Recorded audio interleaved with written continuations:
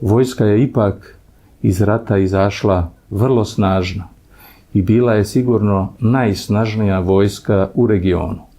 A pošto se sukobila sa praktično 26 država, jer u agresiji je učestvovalo 26 država, od toga 19 je učestvovalo sa svojim vojskama, a ovi ostalih 7 država su dale svoju teritoriju na korištenje NATO paktu. Znači, vojska koja je samostalno, bez ikakve pomoći, nosila se sa 78 dana uspešno sa najvećim vojnim savezom na svetu. To nikada do sada u istoriji nije viđeno. Da odnos snaga bude, sad gledano u broju vojnika, u broju aviona, u ekonomskoj snazi, u broju stanovnika, odnos je od 600 do 1000 prema 1, zavisno koji segment odnosa snaga uzimate u obzir. I mi smo uspjeli kao vojska da izdržimo 78 dana, da našom državnom rukovodstvu ili politici obezbedimo poziciju da može da pregovara o miru. Jer ipak politika dovodi do rata i politika dovodi do mira. A vojnici su samo tu da, kada oni dođu na scenu, taj deo politike sprovedu na takav način da mogu kasnije da se kroz mirovne pregovore zaštite interesi države i naroda. Mi, što se nas tiče, smo odradili sve što je vojska mogla da odradi.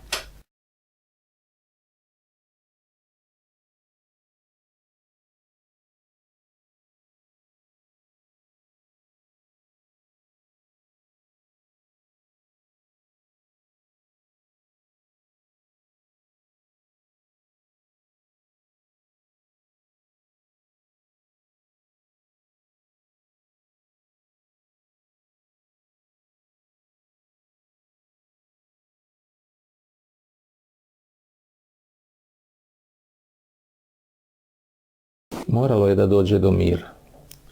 I oni su tražili, nama je bio potreban mir, jer jednostavno njima je više nestalo ciljeva za avijaciju, vojnih ciljeva. I onda su krenuli da uništavaju infrastrukturu. Ja sam jednom direktno pitao Miloševića, predsjednika Miloševića, pokojno. Na jednom prijemu, on je prema meni imao izuzetan respekt. Čak je to moglo da se kaže da me voleo kao najmlađeg generala i da svaki put kad bi se sastali je prema meni imao ja sam imao poseban neki kao tretman. I ja ga zbog toga po slobodi ga pitam. Meni on ovako kaže, kako si Božo ti izdržao na Paštriku, kod tebe je bilo tamo najteže. Ja kažem, predsjedniče, jeste bilo stvarno kod mene najteže, ali mi smo završili što je trebalo da završimo i mi smo mogli da izdržimo još. Zašto smo potpisali? Kaže on, Božo, ja znam da je vojska mogla da izdrži još i koliko treba, ali Srbija nije mogla i narod nije mogao da izdrži više. Kaže Černomidin, kada je došao, ti uslovi za primirje su bili potpuno prihvatljivi. Podrazumevali su da vojska ostane na teritoriji Kosova i Metohije, da ostane policija koja je i ranije bila tamo, a da se povuku samo sve dodatne snage i da dođu međunarodne snage. Kaže, to je odgovaralo, njima odgovaralo i nama. Međutim, kada je Černomidin došao sa Acisarijem, Černomidin nije, iako je on kao pripremao sastanak, ni jednu reč, ništa što sam sa njim dogovorio više nije. Acisari je rekao da ne važi.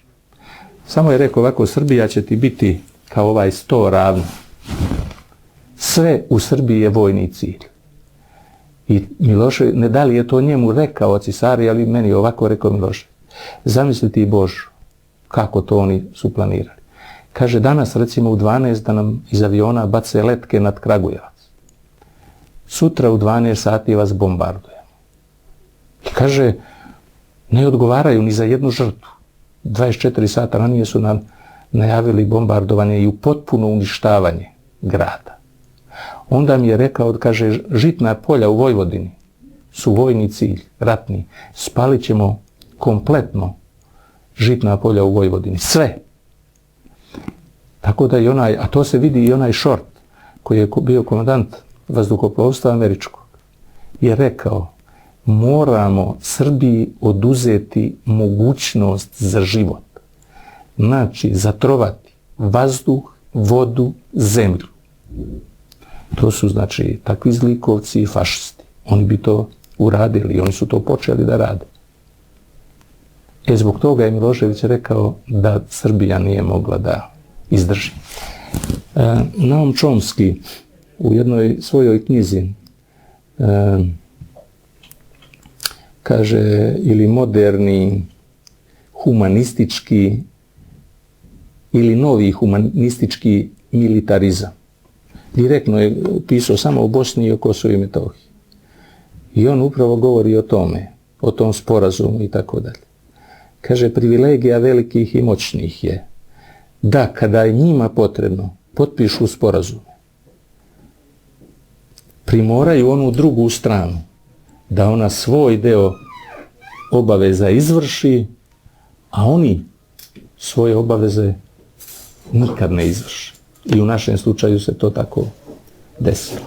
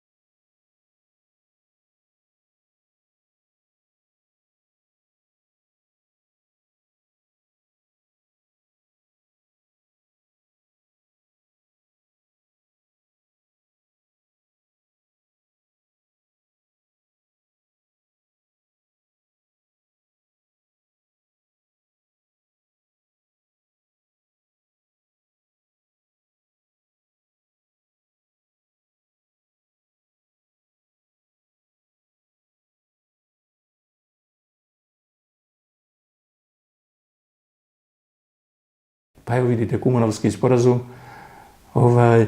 dve stvari je imao, da kažem, ključne. Suverenitet Srbije nad teritorijom Kosova i Metohije i povratak određenog broja policajaca i vojnika koji su garancija tog suvereniteta i koji bi imali tamo određene zadatke, da sad ne ulazimo u to. To su samo dve stvari koje su bile u nama u korist. Sve ostalo je bilo na našu štetu. Sve to ostalo je potpuno ispunjeno do posljednjeg slova, a sve ono, a to dvoje što je bilo u našu korist, od toga nije realizovano ništa. Tako je bilo i u Bosni, tako je bilo u Hrvatskoj, tako na svakom mjestu.